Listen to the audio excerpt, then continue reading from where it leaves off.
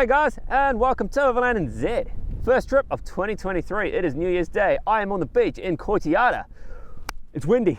It's one thing you can never get that far from in summer in New Zealand is the wind, especially down on the beach. So yeah, I'm here. Basically, I'm about 20 minutes south of Wanganui, and the goal for this trip, behind me basically is the beach and the sea. That way is Mount Ruapehu. You kind of can get what I'm getting at here. You know, in New Zealand, you're never that far from the sea. So I thought, let's put that into practice and basically head inland from the beach. A couple of nights away, and it should be awesome fun. So yeah, let's get into it and get out of this wind before I fill the car up with sand.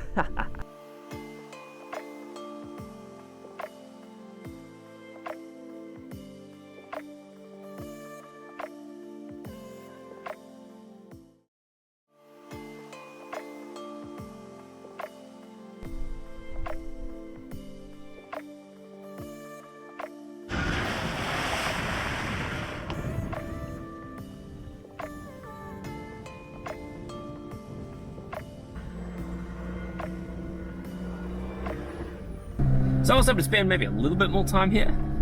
It is a pretty amazing beach if you come like when it's not blowing an absolute gale, but it's parked up for like 10 minutes just getting everything ready, and this car is now full of dust and all sorts. So I might push back out of here and start heading inland. With the short beach run done, it was time to start heading inland and trying to find some gravel or something maybe a little bit more interesting than the highway.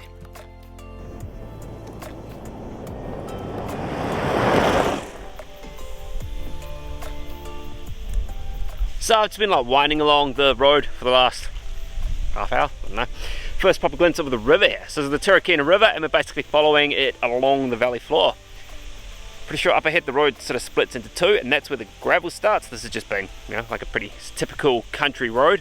I do like it though. Like North Island this time of year, it is hard to get away from people. No one out here seen one car since I pulled onto this road. So I'm gonna keep on ticking through and seeing where we end up.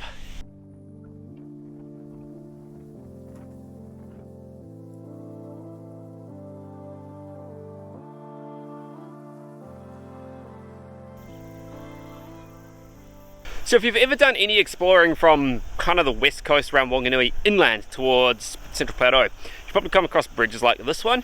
If not, they're pretty cool.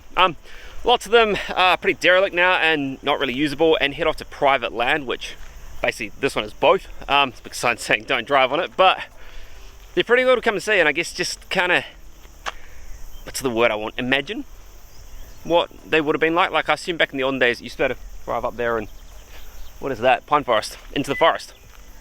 Obviously these days you can't, but it's cool to come and see some of these bridges over the rivers.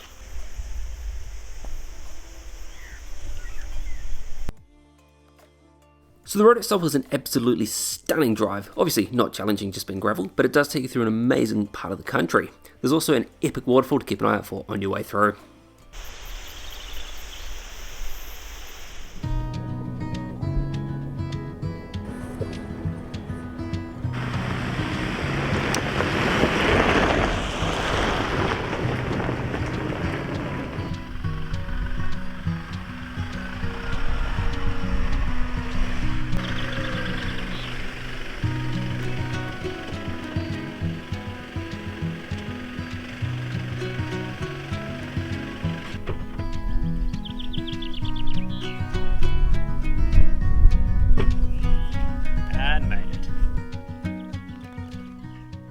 So this campsite, and excuse me for getting a little bit romantic here, but this campsite holds a special place in my heart. Like this is the very first place that me and Chloe ever came, I don't know what you'd call this, wild camping, remote camping. Like I know it's a docker campsite, but there's nothing here.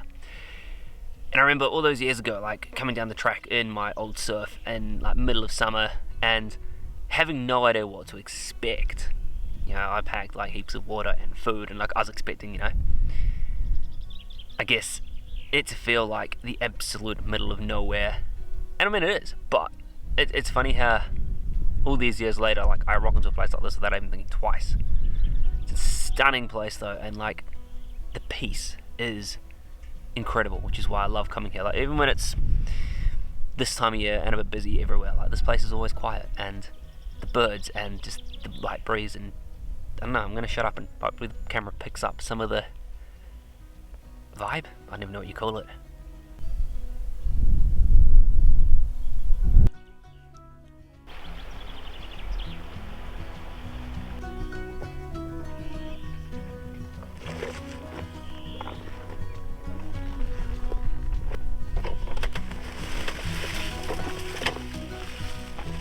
This was the first time I'd used a rooftop tent since down south, and it was quite nice not sitting up in the pouring rain.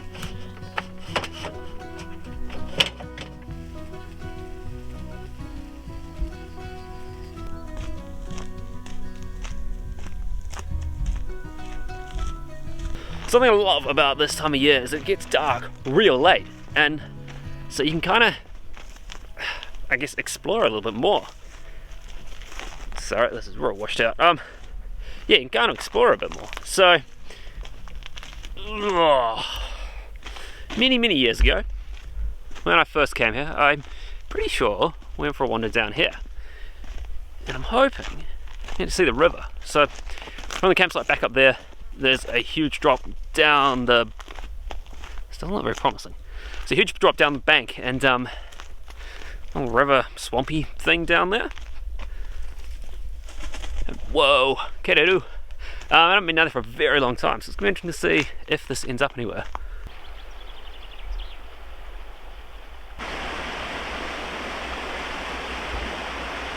I was going to try and get down there, but I'm still a long way above the river, and well, I'm just not sure that it's going to get there. But yeah, pristine Central Plateau River. Haha.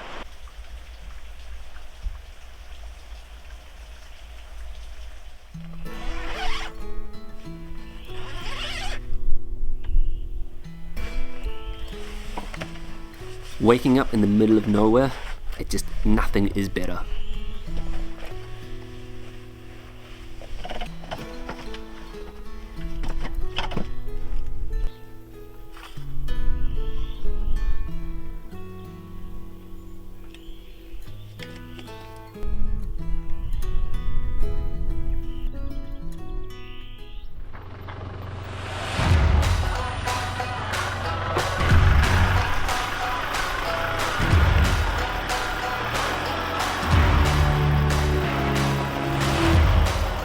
And out of here. What a night. This place is awesome. So I'm gonna push out, maybe pop down and look at the caves real quick. Pokaka Mill. Stunning. If you get the chance, come out here.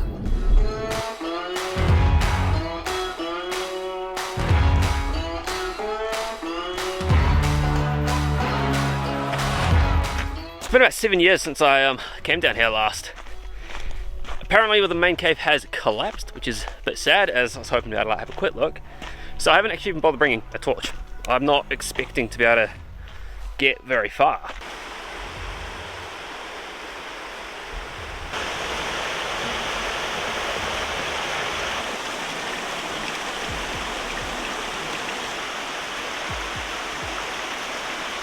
That there is the entrance to the, well, cave. The water's obviously still flowing in there, and just looking where I am now, it's kind of crazy, it just disappears. As you can see, the whole bank has cracked and slipped, and basically you can't get in there anymore, which is a real shame. If I remember correctly, I wouldn't go that far, but if I remember correctly, it goes quite a long way in and around. It's still an absolutely stunning little spot though, and like if you get the chance, you know, what's that, 2 or 3 minute walk from the road, come down here and like, you're in a completely different world. This is just old school New Zealand, like the moss, the caves, the trees, the ferns. Yeah, I love this. This is it's nice just like get out of the car sometimes and come and see these places.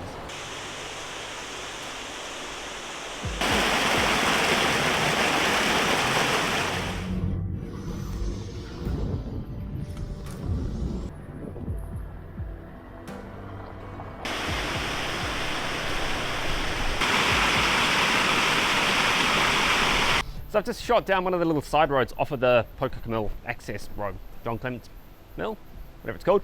And like, I love infrastructure things, so it's always cool to come here and see, you know, like intakes for the power generation and things like that around the country. Bit of a nerd like that. But more to the point, and the reason I came to this one this river that you can see here feeds into the caves where we just were.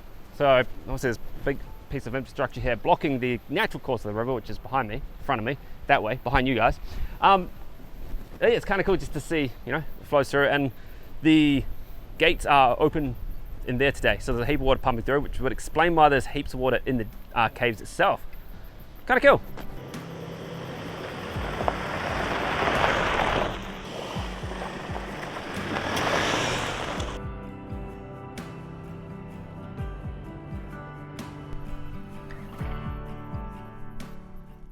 And we're back out at the main road.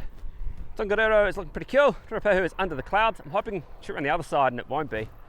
I'm a bit concerned about the winds though. It's as I always moan about, it is windy.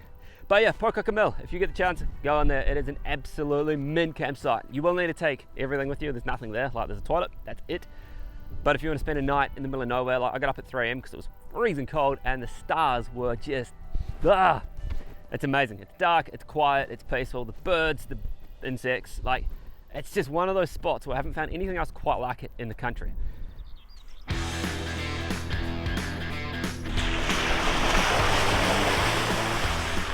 So I've just pulled off the highway onto Tukino. Weirdly, there's a sign right at the beginning saying no two-wheel drive vehicles from here. Normally you can get quite a long way in a two-wheel drive. No idea what has happened, but it sounds interesting, so.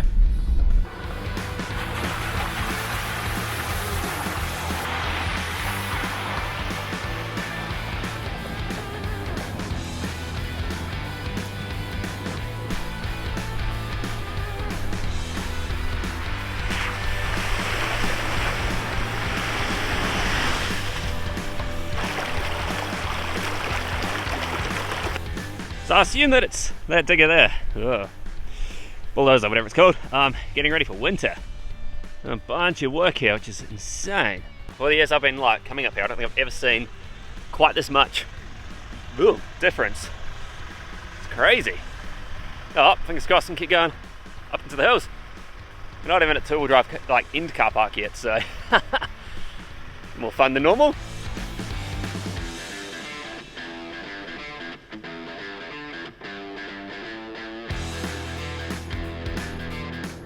The higher you climb up here, the more epic it gets. Like it is arguably cooler on the way down because you're looking out over the desert, but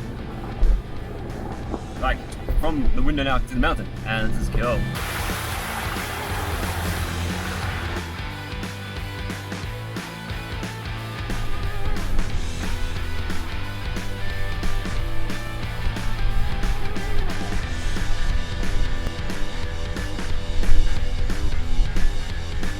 So the gate's locked.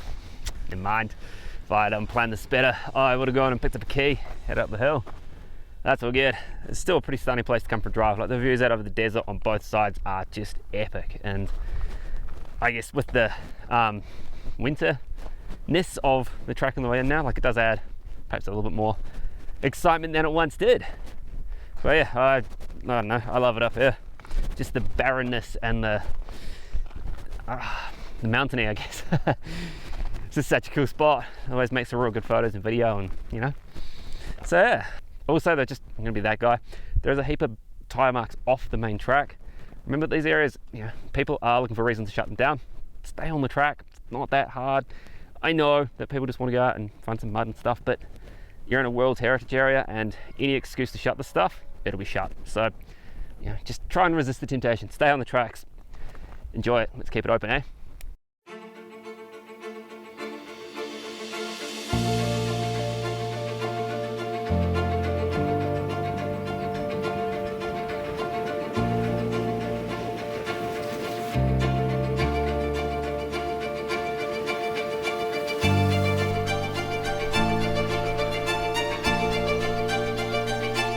So that was a bit of fun, glad up the hill.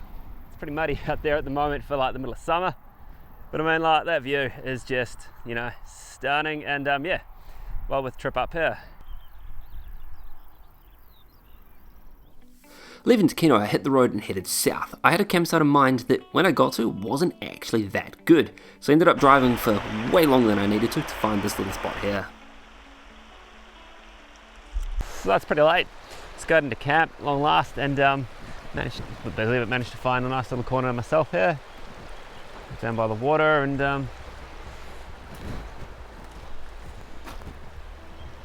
just watching the sun go down, and getting ready for an evening. So everything's all set up, looks pretty cool. I quite like camping by the river, and long down the road, that's okay. So it's time now to do the other part of like this whole thing and dump my footage for the day and charge everything up. Like the Red Arc gear gets an absolute workout on these trips. It runs everything all day long, all night long. You know, day on the road filming means a night in the boot charging. That's way more cheese than I meant, but you know what I mean. A lot of work and a lot of effort for that gear. So yeah, gear that just works, I'm all for. The Red Arc stuff, it's been in there for ages now and has had zero issues. Can't complain.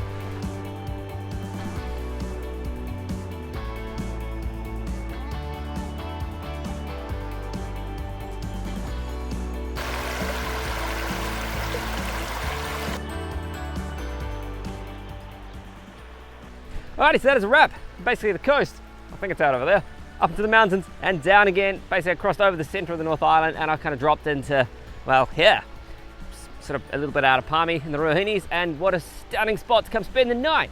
All these tracks will be on Overland Navigator. Remember to check it out. It's got hundreds of tracks, thousands of Ks of things all around the country to go and explore. Thank you heaps for watching. I really, really appreciate it. Remember to hit that like button, hit that subscribe button. They both help the channel grow. It is really cool when people do that. And I'll catch you next time on Overland NZ. Woo!